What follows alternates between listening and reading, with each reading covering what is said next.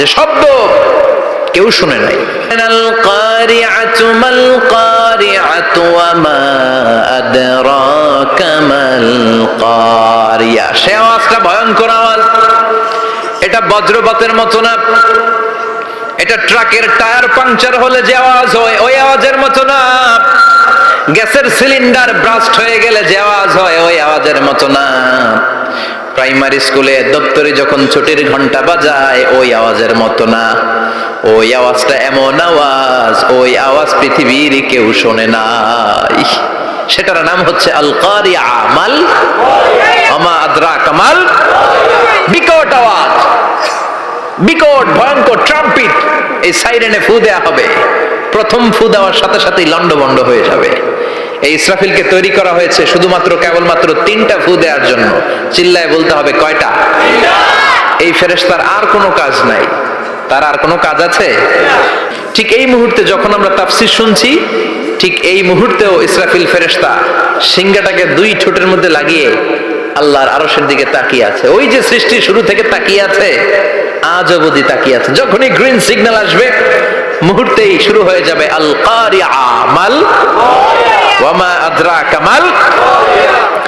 আল্লাহ বললেন সে আওয়াজটা হবে বড্ড ভয়ঙ্কর। প্রথম ফুৎকার যখন দেয়া হবে এটার বলে নাফখাতুল ফাজা।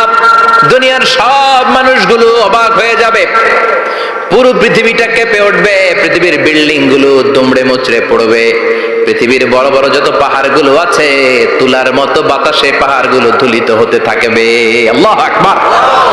আল্লাহ বললেন ইয়াউমা ইয়াকুনুন নাসু কাল ফারাশিল মাবথুস ওয়া তাকুনুল জিবালু কাল আহিনিল মানফুশ। সেদিন মানুষগুলো বিক্ষিপ্ত পতঙ্গের মতো নিক্ষিপ্ত হবে যখন আল কারিআ এই বিকট আওয়াজটা হবে। শুনতেছেন?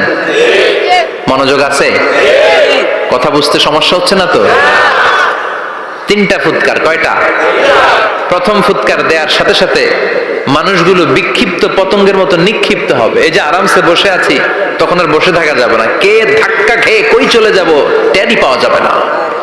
আমরা এই যে বসে আছি এর কারণ হচ্ছে গ্র্যাভিটেশনাল একটা ল আছে, পাওয়ার। এটারে বাংলায় বলে মাধ্যাকর্ষণ শক্তি। কিয়ামতের এই ধাক্কার ভাইব্রেশন যখন শুরু হয়ে যাবে পুরো পৃথিবীটা মুহূর্তের মধ্যে কেঁপে উঠবে। এমন কম্পন, এমন আওয়াজ পৃথিবীবাসী আর আগে আর শোনে নাই। একটা ধাক্কার চোটে মানুষগুলো ছিটকে কে যেন কই পড়ে যাবে, কেউ টের পাবে না। কে কই চলে গেছে হিসাব নাই। সব থাকবে ওই টাইমে, সব থাকবে না। কেউ থাকবে টয়লেটে,